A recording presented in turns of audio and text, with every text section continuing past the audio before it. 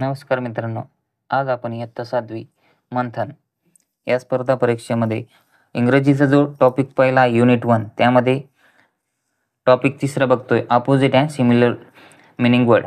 याच्यावर जे प्रश्न आहे ते आपण आज एक्सरसाइज 3 मध्ये सोडून घेऊया एकदम डिटेलमध्ये. चला आपण 1 बाय 1 चालू करूया. तर पहिला क्वेश्चन काय बाळांनो, find the opposite meaning word for given word. म्हणजे तुम्हाला एक शब्द दिला आहे, त्याचा विरुद्धार्थी शब्द तुम्हाला ओळखायचा आहे. मेनी म्हणजे काय, जास्त, त्याच्या अपोजिट शब्द तुम्हाला ओळखायचा आहे. फ्यू, ऑल, एव्हरीवन आणि नो वन. फ्यू म्हणजे काय बाळांनो, कमी. मेनीचे म्हणजे जास्त, फ्यू म्हणजे कमी. हा त्याचा अपोजिट वर्ड आहे. आता नेक्स्ट आपण एक्सरसाइज 3 सोडून घेऊया.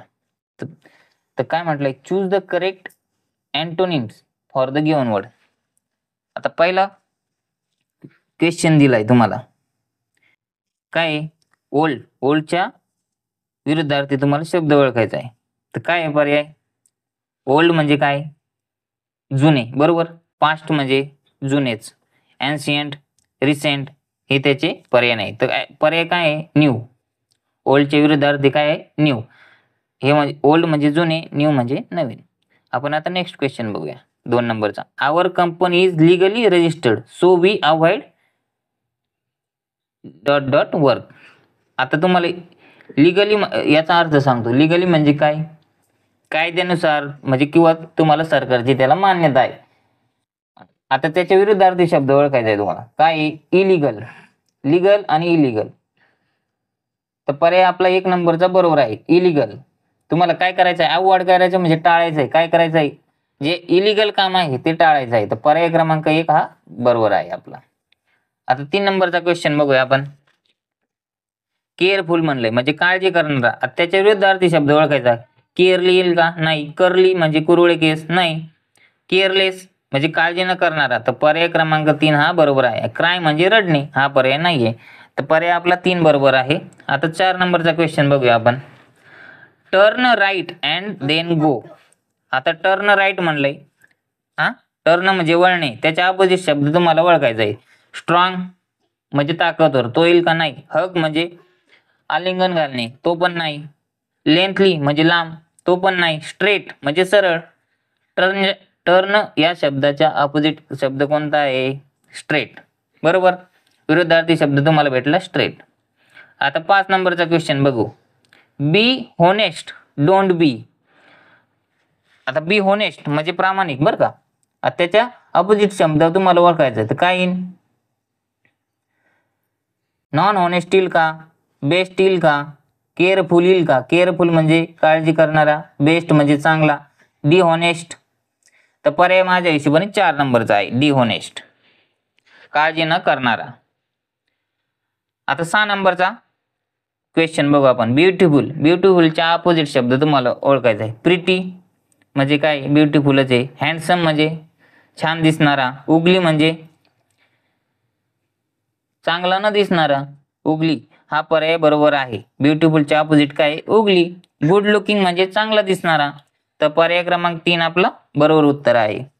7 नंबरचा क्वेश्चन बघू. आता ब्राईट म्हणजे काय, प्रखर म्हणजे उजाड देणारा.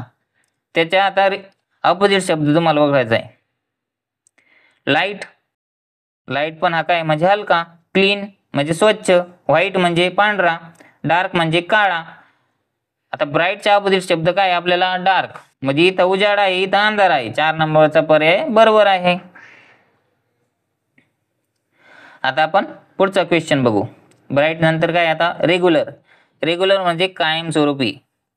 इरेग्युलर, डिसरेग्युलर, अनरेग्युलर आणि इनरेग्युलर. तर याचा अपोजिट शब्द काय आहे, इरेग्युलर म्हणजे कायमस्वरूपी न जाणारा. समजा एखादा मुलगा शाळेत जाते, रेग्युलर शाळेत जातो म्हणतो आपण त्या, आणि एखादा जर कधी गैरहजर राहतो, कधी जातो, तर त्याला इरेग्युलर म्हणतो. आता आपण 9 नंबरचा क्वेश्चन बघू. डिफेट, डिफेट म्हणजे हार होणे, बरोबर. आता त्याच्या अपोजिट शब्द बघू. लॉस म्हणजे हारच, बरोबर. वार म्हणजे युद्ध. पीस म्हणजे हा पण नाही पर्याय. तर काय आहे पर्याय, विन.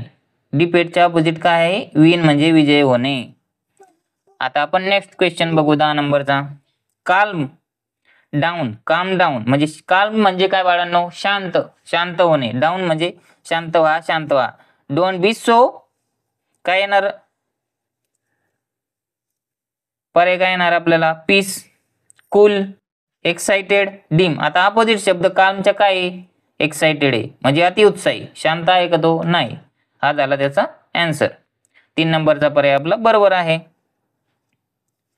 डिम म्हणजे मंद. आता आपण 11 नंबरचा क्वेश्चन बघू. Choose the correct opposite pair ओळखायची तुम्हाला. ठीक आहे.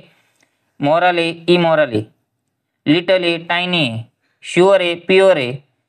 अपोजिट झाले. फिट आहे, स्ट्रॉंग आहे, नाही. तर पर्याय 1 नंबरचा बरोबर आहे, मोरल इमोरल. 12 नंबरचा क्वेश्चन बघू. विन, वॉन्ट, नाही. स्मॉल, लिटल, हा पण नाही. स्मॉल म्हणजे लहान, लिटल म्हणजे पण लहानच. ब्राईट म्हणजे प्रखर, क्लिअर, हा पण नाही. क्लिअर म्हणजे क्लीन असलेले, बरोबर. तर पर्याय क्रमांक 4 आपला बरोबर आहे, ओपन अँड क्लोज. हा अपोजिट वर्ड झाला. आता 13 नंबरचा क्वेश्चन बघू आपण. फॉरगिव्ह, पॅरडॉन, वे, रोड. वे आणि रोड एकच आहे. डे, नाईट, हा अपोजिट वर्ड भेटला आपल्याला 3 नंबरचा. पर्याय क्रमांक 3 आहे उत्तर. डे आणि लाईट हा पण नाही आहे. आता 14 नंबरचा क्वेश्चन बघू आपण. हॉट आणि कोल्ड, आईस आणि कोल्ड. 3 नंबरचा काय, विंटर, कोल्ड, कूल आणि कोल्ड. तर याच्यामध्ये हॉट आणि कोल्ड हा अपोजिट शब्द आपल्याला भेटला. पर्याय क्रमांक 1 बरोबर आहे. आता 15 नंबरचा क्वेश्चन बघू. इंडस्ट्री अँड फॅक्टरी, दोन्ही एकच आहे. इंडस्ट्री आणि फॅक्टरी. हार्ड आणि टफ एकच आहे, कठीण आहे दोन्ही पण. एन्शियन आणि मॉडर्न. एन्शियन म्हणजे काय, पुरातन. मॉडर्न म्हणजे काय, आधुनिक. तर हा अपोजिट शब्द आपल्याला 3 भेटला आहे. पर्याय क्रमांक 3 हा बरोबर आहे. नेवर आणि नायदर हा पण सिमिलर वर्ड आहे, अपोजिट नाही आहे. तर आपला पर्याय क्रमांक 3 बरोबर आहे. अशा प्रकारे आपला एक्सरसाइज 3 इंग्रजी मंथन या विषयाचा कंप्लीट झाला आहे. आपण नेक्स्ट टॉपिकमध्ये एक्सरसाइज 4 सोडून घेऊया.